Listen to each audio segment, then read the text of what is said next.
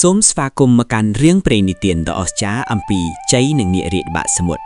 ជ័យជាអ្នកនេសាទចិត្តធម្មម្នាក់ដែលបានធ្លាក់ទៅក្នុងអាណាចក្រនាគដ៏អស្ចារ្យនៅបាក់សមុទ្រក្នុងភាគនេះជ័យត្រូវបានស្ដេចនាគរាជផ្ដល់បេសកម្មឲ្យទៅដណ្ដើមយកកែវមរកតជីវិតមកវិញពីបិសាចសមុទ្រខ្មៅដើម្បីសង្គ្រោះអាណាចក្រនាគនិងភូមិឋានរបស់ខ្លួនតើជ័យនឹងយកឈ្នះបិសាចក្បាល9ក្នុងរូងភ្នំមរណៈដោយរបៀបណាកុំភ្លេចចុច like និង subscribe ដើម្បីតាមដានភាគបន្តកាលពីព្រេងនាយមានបុរសម្នាក់ឈ្មោះជ័យជាអ្នកនេសាទដែលមានចិត្តសប្បុរសនិងក្លាហានក្រៃលែងរស់នៅក្នុងភូមិតូចមួយក្បែរមាត់សមុទ្រខៀវស្រងាត់ដែលសម្បូរទៅដោយធនធានធម្មជាតិជ័យមិនមែនជាអ្នកនេសាទសាមញ្ញដែលគិតតែពីផលប្រយោជន៍ផ្ទាល់ខ្លួនឡើយព្រោះលោកតែងតែមានសន្តានចិត្តមេត្តាជួយសង្គ្រោះសត្វសមុទ្រតូចធំដែលជាប់មងឯអ្នកភូមិហើយលោកតែងតែបួងសួងសុំសេចក្តីសុខពីបារមីទឹកជានិច្ចមុនពេលចេញទូកនៅល្ងាចមួយដ៏ត្រជាក់ខណៈដែលផ្ទៃមេឃចាប់ផ្ដើមប្រែពណ៌ពីក្រហមទុំទៅជាស្វាយក្រហមស្រទុំហើយខ្យល់ជំនោបោកបក់មកលើឆ្នេរដោយសម្លេងចម្លែកដូចជាការខ្សឹបខ្សៀវជ័យបានប្រទះឃើញពន្លឺពណ៌មាសចាំងចេញពីផ្ទៃទឹកជ្រៅដែលនៅឆ្ងាយដាច់កន្ទុយភ្នែកដោយភាពចង់ដឹងចង់ឃើញនិងសេចក្តីក្លាហានដែលមានស្រាប់ក្នុងខ្លួនជ័យក៏សម្រេចចិត្តអុំទូកតម្រង់ទៅរកពន្លឺនោះទាំងមិនខ្លាចញញើតនឹងភាពងងឹតដែលកំពុងគ្របដណ្ដប់ឡើយរំពេចនោះផ្ទៃទឹកដែលធ្លាប់តែស្ងប់ស្ងាត់ស្រាប់តែក៏គ្រើកញ័រយ៉ាងខ្លាំងហើយទឹកសមុទ្រក៏ចាប់ផ្ដើមគួតជារង្វង់យ៉ាងធំមហិមាជ័យមិនអាចគ្រប់គ្រងទូកតូចរបស់លោកបានឡើយខ្លួនលោកក៏ត្រូវកម្លាំងទឹកដ៏មហិមាគួចតានជក់ទៅក្នុងជម្រៅទឹកដ៏ជ្រៅបំផុតប៉ុន្តែអ្វីដែលអស្ចារ្យបំផុតនោះគឺជ័យមិនមានអារម្មណ៍ថាថប់ដង្ហើមឬត្រជាក់ញើតតែសោះផ្ទុយទៅវិញលោកអាចដកដង្ហើមបានយ៉ាងស្រួលដូចជានៅលើដីគោកដែរនៅពេលលោកបើកភ្នែកឡើងក្នុងជម្រៅទឹកជ័យក៏ស្រឡាំងកាំងនឹងទិដ្ឋភាពដ៏អស្ចារ្យដែលមនុស្សលោកមិនដែលបានឃើញពីមុនមកនៅចំពោះលោកគឺជាប្រាសាទដ៏ស្កឹមស្កៃខ្ពស់ត្រដែតដែលសាងសង់ឡើងពីត្បូងមរកតនិងមាសសន្លឹកសុទ្ធសាធចាំងពន្លឺភ្លេកភ្លេកពេញផ្ទៃបាត់សមុទ្រដូចជាទីក្រុងឋានសួគ៌ក្រោមទឹកខណៈដែលជ័យកំពុងដើរសម្ដៅទៅរកខ្លងទាប្រាសាទដោយក្តីងឿងឆ្ងល់ស្រាប់តែមានសំឡេងមួយបន្លឺឡើងយ៉ាងគ្រហ៊ីមរំពងពេញផ្ទៃទឹកថាឈប់សិនមនុស្សលោកដែលហ៊ានបំពានតើឯងមកទីនេះដើម្បីស្វែងរកអ្វីជ័យក្រឡេកមើលទៅខាងលើក៏ឃើញនាគរាជដ៏ធំមហិមាមានជំជីងពណ៌បៃតងខ្ចីចាំងពន្លឺនិងមានក្បាលប៉ាន់ពីដែលបញ្ចេញរីកអំណាចគួរឲ្យកោតខ្លាចបំផុតជ័យក៏ប្រញាប់លុតជង្គង់ចង់ដោយគោរពរួចពោលដោយភាពស្មោះត្រង់ថាបបិទ្ធព្រះអង្គជាម្ចាស់ទឹកដីខ្ញុំបាទឈ្មោះជ័យជាអ្នកនេសាទធម្មតាម្នាក់ប៉ុណ្ណោះខ្ញុំបាទមកទីនេះដោយសារតែឃើញពន្លឺចម្លែកដែលទាក់ទាញចិត្តឲ្យចង់ដឹងហើយទូបង្គំមិនមានបំណងអាក្រក់អ្វីឡើយនាគរាជដែលជាស្ដេចត្រួតត្រាអាណាចក្របាតសមុទ្រទាំងមូលកាលដែលបានឃើញទឹកមុខដ៏ស្មោះត្រង់និងកាយវិការប្រកបដោយសីលធម៌របស់ជ័យក៏បានប្រែក្រឡាខ្លួនជាបរិសុទ្ធវ័យកណ្ដាលដែលមានរូបរាងសង្ហានិងមានទឹកមុខប្រកបដោយមេត្តាធម៌ម្នាក់ស្ដេចនាគបានមានបន្ទូលដោយសម្លេងស្រទន់ថាជ័យអញបានសង្កេតមើលសកម្មភាពឯងជាយូរមកហើយឯងគឺជាមនុស្សម្នាក់ក្នុងចំណោមមនុស្សតិចតួចណាស់ដែលមានចិត្តមេត្តាចំពោះសត្វលោកនិងក្រមទឹករបស់អញថ្ងៃនេះរាជធានីនាគរបស់អញកំពុងជួបគ្រោះអាសន្នដ៏ធំមួយដែលមានតែមនុស្សដែលមានបេះដូងបរិសុទ្ធនិងមានសេចក្តីក្លាហានដូចជាឯងទេទើបអាចជួយស្រួចស្រង់បានជ័យមានការងឿងឆ្ងល់យ៉ាងខ្លាំងក៏ក្រាបទូលសួរទៅវិញថាតើតួបង្គំដែលអាចជាមនុស្សលោកទុនខ្សោយម្នាក់អាចជួយអ្វីដល់ព្រះអង្គបានទៅ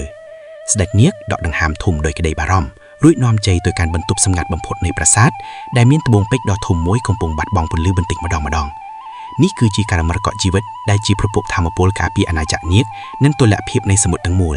ឥឡូវនេះវាត្រូវបានបិសាចសមុទ្រខ្មៅលូកយកដង្ហើមវិញ្ញាណទៅបាត់ហើយបើមិនអាចយកវាមកវិញក្នុងរយៈពេល3ថ្ងៃទេអាណាចក្រនាគនឹងត្រូវរលាយសាបសូន្យហើយសមុទ្រខាងលើនឹងមានព្យុះសង្ខរាបក់កំទេចភូមិឋានរបស់ឯងជាមិនខានស្ដេចនាគបានប្រកល់ដាវបុរាណដ៏ពិសិដ្ឋមួយដែលធ្វើពីស្រកានាគរីទៅឲ្យជ័យរួចបន្តថាជ័យអញត្រូវធ្វើដំណើរទៅកាន់រូងភ្នំមរណៈដែលស្ថិតនៅចំណុចជ្រៅបំផុតនិងងងឹតបំផុតដើម្បីប្រយុទ្ធនឹងបិសាចនោះតើអញសុខចិត្តលះបង់ជីវិតដើម្បីជួយពួកយើងនិងអ្នកភូមិរបស់អញដែរឬទេជ័យក្តាប់ដាវយ៉ាងណែនក្រុងដៃភ្នែករបស់លោកពោពេញដោយភាពបដូរផ្ដាច់និងសេចក្តីសង្ឃឹមលោកដឹងច្បាស់ថានេះមិនមែនគ្រាន់តែជាការផ្សំព្រេងចៃដន្យឡើយប៉ុន្តែវាជាជោគវាសនាដែលលោកត្រូវតែបំពេញជ័យបានងក់ក្បាលយល់ព្រមដោយមិនមានការរុញរាឡើយ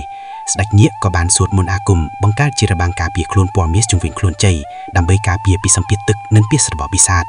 មុនពេលចាក់ចេញស្ដេចនាគបានផ្ដាំផ្ញើយ៉ាងម៉ឺងម៉ាត់ថាជួយចាំថាកម្លាំងពិតប្រាកដមិនមែនស្ថិតនៅលើដាវនោះទេប៉ុន្តែស្ថិតនៅលើសេចក្តីមេត្តានិងភាពក្លាហានពិតក្នុងចិត្តឯង ជ័យក៏ចាប់ផ្ដើមបោះជំហានចេញពីប្រាសាទមរកតដ៏ត្រកាលសំដៅទៅរកភាពងងឹតស៊ុនស៊ុងនៃរូងភ្នំមរណៈដែលនៅទីនោះគ្រោះថ្នាក់ដ៏ធំបំផុតដែលមិនធ្លាប់មានក្នុងប្រវត្តិសាស្ត្រកំពុងរងចាំសាកល្បងចិត្តលោកយ៉ាងធ្ងន់ធ្ងរជ័យបានបោះជំហានចូលទៅក្នុងភាពងងឹតស៊ុនស៊ុងនៃរូងភ្នំមរណៈស្រាប់ពេលដែលរបាំងការពារពណ៌មាសជុំវិញខ្លួនលោកបានចាស់ពន្លឺភ្លីថ្លាកាត់ផ្តាត់ភាពខ្មៅងងឹតដែលនៅព័ទ្ធជុំវិញយ៉ាងត្រជាក់ត្រចាំង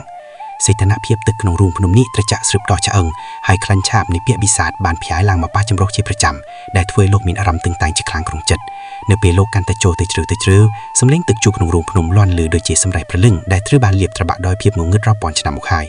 ព្រាមនោះស្រមោលដ៏ធំមហិមាមួយបានលេចចេញពីក្រោមចំណោមតែងថ្មបាក់បែកដ៏ធំសម្បើមដែលពោពេញដោយស្លេះសមុទ្រវាគឺជាបិសាចអសរិពាសក្បាល9ដែលមានភ្នែកក្រហមច្រាលដូចឈាមនិងមានស្រកាខ្មៅរលោបដូចដែកថាបដែលមិនអាចមុតដោយធម្មតាបានឡើយបិសាចនោះបានស្ទុះមកវាយប្រហារជ័យយ៉ាងសាហាវធ្វើឲ្យទឹកសមុទ្រជុំវិញប្រែជាវិវរនិងពោពេញដោយសម្ពាធដ៏ធ្ងន់ធ្ងរដែលស្ទើរតែបំបែករបាំងការពាររបស់លោក